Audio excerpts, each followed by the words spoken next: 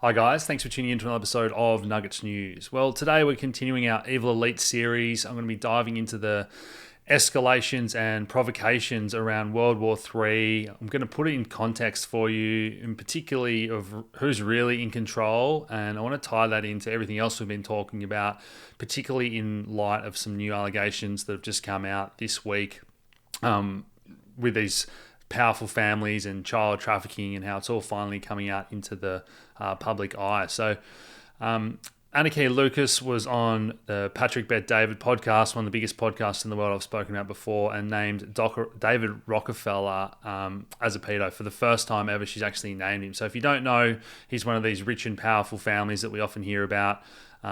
He was chairman and executive at Chase Manhattan and so on.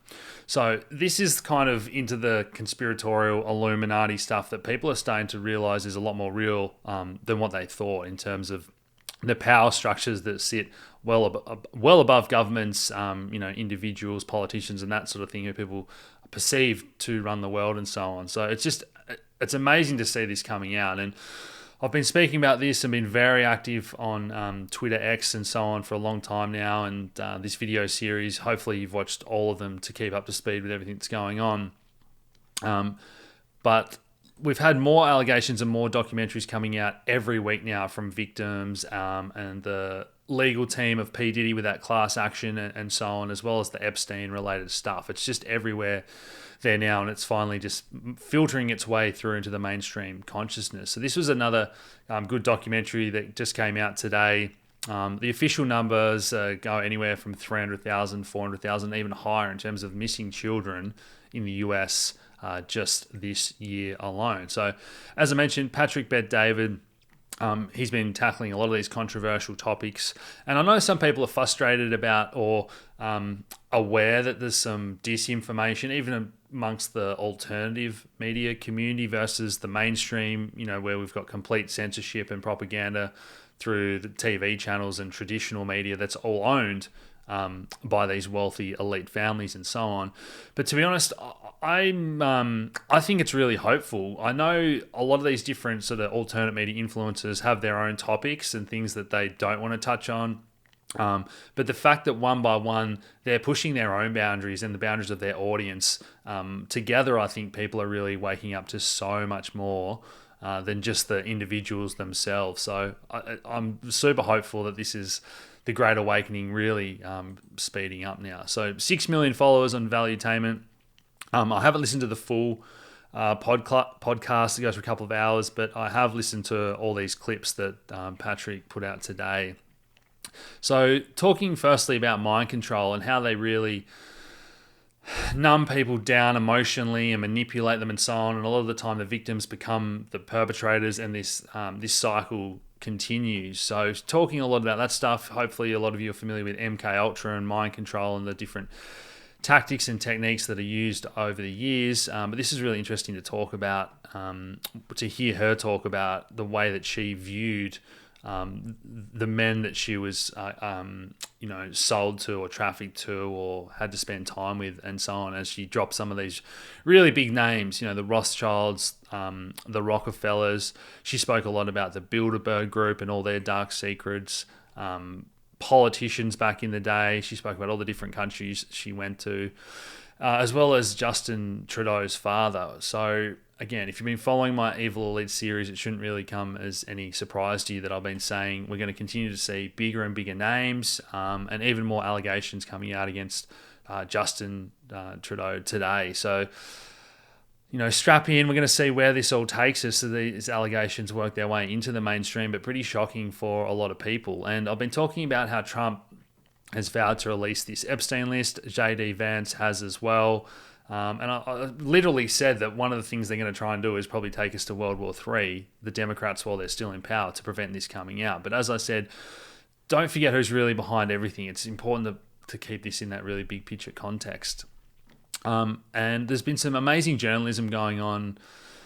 Independent researchers, I've been talking about the rise of this independent media army, and this gentleman here was able to track all the phone data of all the people that visited Epstein Island and so on. So I just want to play a really really short part of this now that just shows that Australia was actually on this list, with mobile data showing people going from Sydney, but also here to Kiev and Ukraine. I think that's what's coming more and more apparent, that Eastern Europe and Ukraine is being used for a lot of these, bioweapons and child trafficking and so on, and money laundering. And this, we know the hundreds of billions of dollars that have been put there from the US. And again, this is all ties together, and people are starting to put these pieces together, which is great to see. In terms of the censorship and so on, we know in Australia it's getting worse. We did actually get that misinformation bill thrown out, which was great, but we know they're already pushing really hard for this safety for under 16s on social media, which is a disguise and a front for digital IDs for everyone. So everyone will have to verify themselves. This is all part of that tracking central bank digital currency that they want to roll out to control everything you do and so on. But it's just crazy, and some of the things that's being pushed, these trans ideologies and stuff on children in primary schools, but they're not old enough to, access social media and so on. Really, really crazy stuff. And I've spoken about how Australia is a test bed for this, and, Albo here literally bragging about how this is a world-leading package and toughest controls imposed by any country to date. So, sad as it is, it really looks like Australia is the test bed for all this stuff being rolled out. More madness in the UK, where they just want to label everyone, a right-wing extremist, people that are into conspiracies, which we all know, basically people that have done their own research these days and read things that are outside the mainstream media. This is how you get labelled. So, reading Lord of the Rings or 1984 could land you in jail in the UK, along with tweets and everything else they've been doing over there. Just, if people aren't awake to this insanity now, I don't know what's going to wake you up. In terms of the Australia connection, I just showed some of that mobile phone data, but this was a tweet that went pretty viral yesterday from Rocket Man, just talking about former Prime Minister Paul Keating's daughter being seen leaving Epstein's apartment, and we still haven't got any answers. And this is why people are frustrated. That, they kind of want answers. They want to know who's involved, and for those people to be held to account. Now, while Australia's trying to push through these laws, it's already pretty draconian, as you know. So there's multiple personalities, I guess people in the conspiratorial field over the years that have got that label for speaking truth, that have been labelled, extremist and whatever. And Candace Owens is one of the top podcasters in the world. She's been really pushing the boundaries on a lot of this stuff that's super controversial, but I think she's a highly intelligent person, and I'm all for discussion and debate around these topics. She obviously hasn't been let into Australia, and she's been appealing. So the reason they sided was that she might start discord, disagreement between people, and it kind of shows you what their agenda is, that no one's allowed to disagree. And just, it's important to remember people that have been fighting for free speech and basic human rights over the years, and the very word secrecy is repugnant in a free and open society. So hopefully people are waking up to this. There's absolutely no reason to suppress free speech unless you've got something to hide. And this is all part of their playbook that we've seen time and time again, with the problem, reaction and solution, which looks like a solution, but it's always another move to take away more of your freedoms and more of your rights. And this is the playbook that's used by everyone from the World Economic Forum to World Health Organization, United Nations, and NATO. So that brings us, I guess, as a good segue to what's going on here. And for those of you that don't know the background, so the NATO alliance was formed after World War II, and the basic agreement was, and this is Russia's stance, was why they're frustrated. They don't want the West and NATO to keep pushing further and further east and encroaching on their boundaries. And you can see here with this time lapse how over time more and more people have gone from being neutral or with Russia to partnered against Russia to now just full-blown members of NATO. And this has kind of been Russia's line in the sand. And as I said, let's not pretend Russia are perfect or China are perfect, particularly America, but you can understand why, if the US was in a similar situation, imagine if Russia were installing pro-Russian leaders in Canada and putting missiles on the US border. It just wouldn't be tolerated at all. So Putin's kind of drawn this line in the sand over the years very clearly and said, this is where we draw the line, installing, missiles and that on our border. So It's important to remember that Trump has been talking to the Kremlin about peace deals at the same time while Biden's been escalating. So to put this in context, like I said before, a lot of these Democrats are implicated with this Epstein list and the Diddy stuff. Now, Trump did visit Epstein on. Now, some people say he cut ties way back in the mid-2000s when some of this stuff came out. As I said, I don't think anyone's got perfectly untarnished records here, but as long as Trump is vowing to get this out, then I'm all for it. So let's see how this plays out. But as I said, in the big context of everything, I want people to remember who's really at the top pulling the strings. So next up here, we've got the nuclear forces of these different countries. So Russia's leading the way in the US. Now, interesting to note here, UK and France, we're going to get to that news in a second, but these countries on the list are all involved, and they're going to be the big hitters if World War III does fully break out.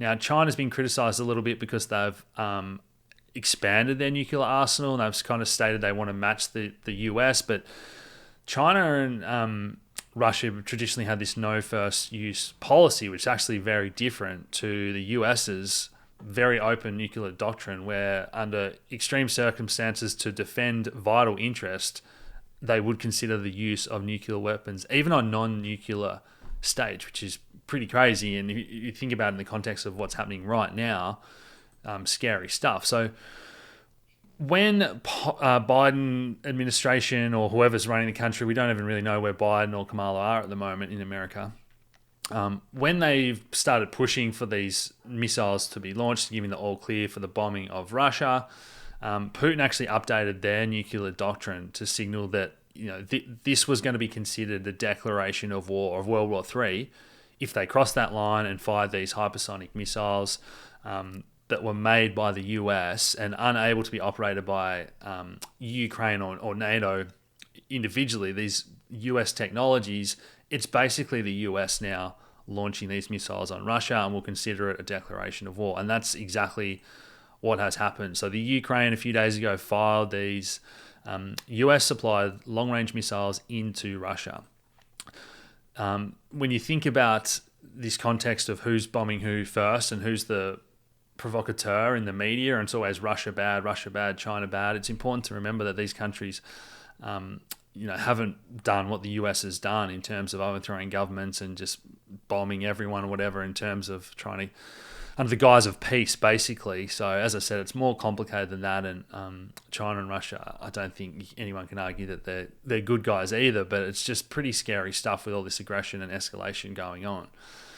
So the following day, we then saw that Ukraine reportedly uses UK-supplied long-range missiles to target Russia for the first time ever. So as I said before on that list, the UK and now France as well. So even, everyone in the UK Parliament, for the leaders, have been asked about would they be afraid to use nukes and whatever. And it's insane that they're all openly saying, yes, we would use them and so on. Now, Russia did promise to retaliate and they did fire some of their new missiles back at Ukraine, some of their nuclear-capable missiles, just to show that they're able to penetrate the defenses and so on. So, yeah, absolutely crazy stuff here. Biden considers a plan to return nuclear weapons back to Ukraine. So this is the news we're getting just a few hours ago that's breaking. Biden now literally wants to give Ukraine and Zelensky nukes. So let's hope cooler heads prevail. What do you guys think of this madness? Is it all theatre? Do you believe that it is heavily to do with everything else that's going on, with all these allegations that are now coming out about the child trafficking and the money laundering and these elitist families being exposed for what they really are? So important times to have your head around, crypto, gold and silver, and all these alternatives as well, guys. So for more information, head over to nuggetsnews.com.au. Smash this like button, share these videos around. I'll talk to you again soon. Cheers.